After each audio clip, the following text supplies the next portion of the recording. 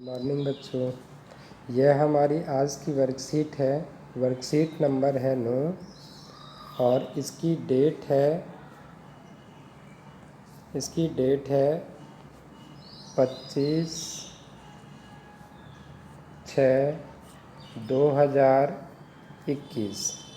सबसे पहले हम इस वर्कशीट को स्टार्ट करने से पहले देख लेते हैं कि इस वर्कशीट में क्या दिया हुआ है।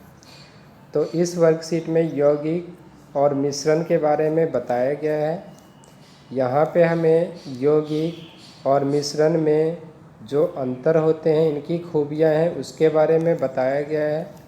और उसके अंत में कुछ प्रश्न दिए गए हैं जिनके उत्तर हमें इस वर्कशीट की स्टडी करने के बाद हम इसके उत्तर जान पाएंगे।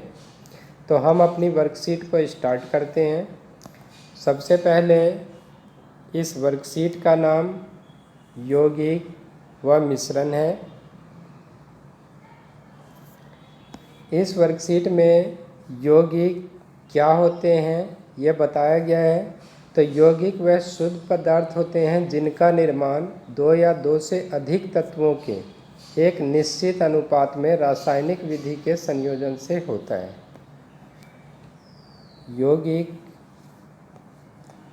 यौगिक वह शुद्ध पदार्थ हैं जिनका निर्माण दो या दो से अधिक तत्वों के एक निश्चित अनुपात में रासायनिक विधि के संयोजन से होता है। इसका अर्थ ये है कि रासायनिक विधि के द्वारा जब दो या दो से अधिक तत्वों को आपस में मिलाया जाता है तो यौगिक का निर्माण होता है। इसमें एक चीज़ ध्यान रखने वाली बात है कि यौगिक में तत्वों का अनुपात निश्चित होता है, वो बदलता नहीं है। उदाहरण के लिए नमक है, इसका सूत्र सोडियम क्लोराइड होता है NaCl। हमारा ग्लूकोज है, जल है।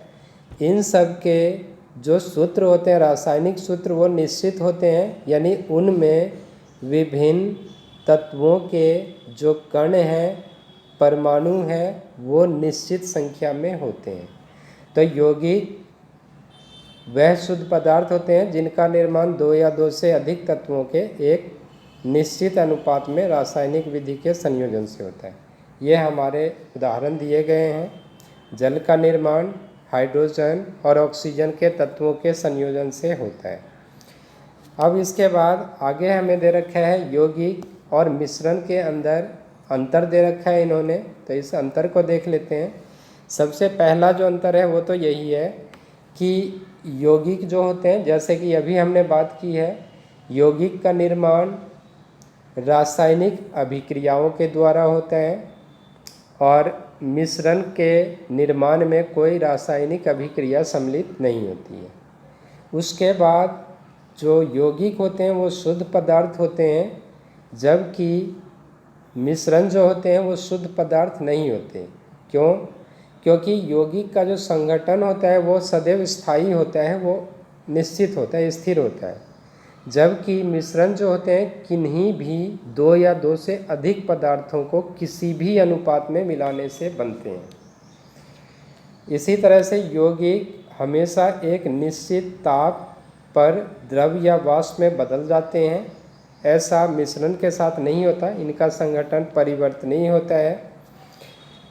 यौगिक के घटकों को केवल रासायनिक प्रतिक्रिया यानी रासायनिक प्रक्रिया के द्वारा, यानी केमिकल रिएक्शन के द्वारा ही या केमिकल प्रोसेस के द्वारा इसको अलग किया जा सकता है। जैसे विद्युत अपघटन दे रखा है,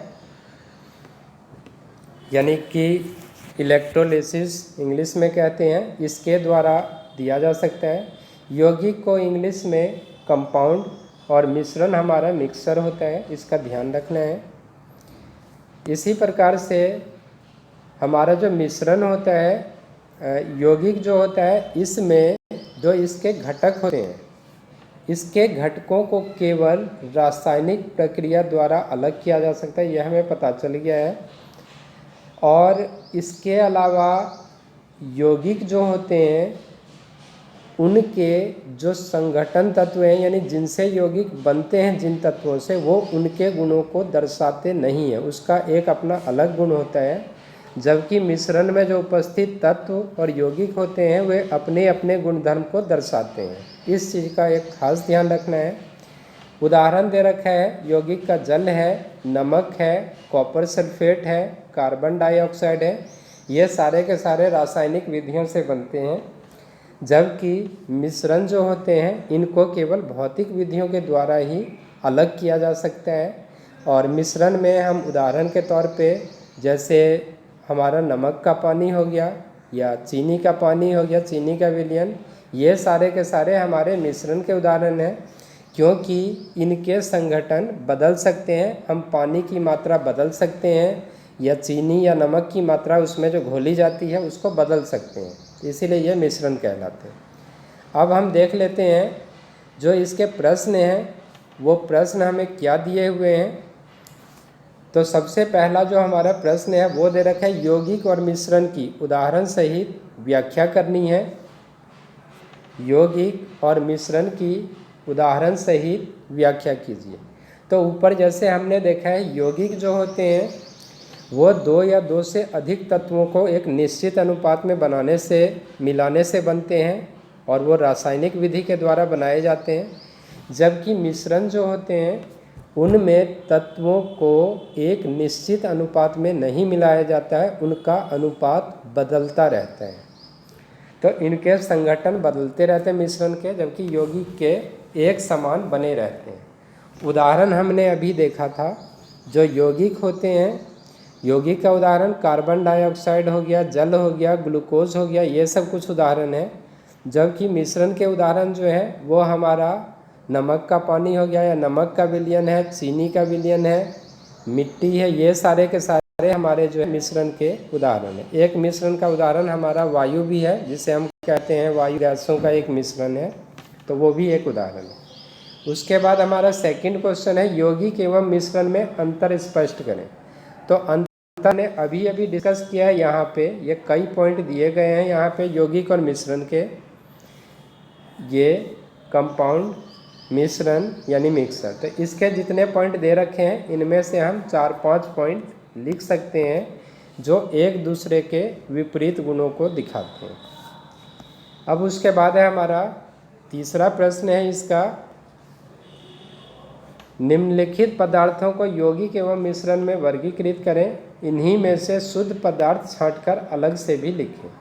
तो इसमें हमें जैसे जल दे रखा है इन्होंने, ये हमारा एक यौगिक है, मिट्टी मिश्रण है, चीनी यौगिक होगा, नमक यौगिक है, चीनी का घोल हमारा मिश्रण है, वायु गैसों का मिश्रण है, दूध हमारा मिश्रण है, कार्बन डाइऑक्साइड यौगिक है, हाइड्रोक्लोरिक अम्ल यौगिक। तो इसमें हमें ये भी ध्यान रखना है कि यौगिक का अर्थ ये है कि इनको रासायनिक विधि के द्वारा बनाया जाता है, और दूसरी चीज़ जिन तत्वों से इनको बनाया जाता है वो निश्चित अनुपात में मिलाए जाते हैं। तो इस चीज़ का हमें ध्यान रखना है इसमें। तो ये हमारी वर्कशीट हो गई। इस वर्कशीट को हमने समझ लिया है, उम्मीद है सभी बच्चों को वर्कशीट समझ में आ गई होगी। इसको एक बार दोबारा से रिवाइज करना है और रिवाइज करके इसके प्रश्नों के उत्तर लिखकर समय पर ग्रुप में भेज देना है, ताकि वर्कशीट चेक की जा सके और उसका रिकॉर्ड रखा जा सके। Thank you.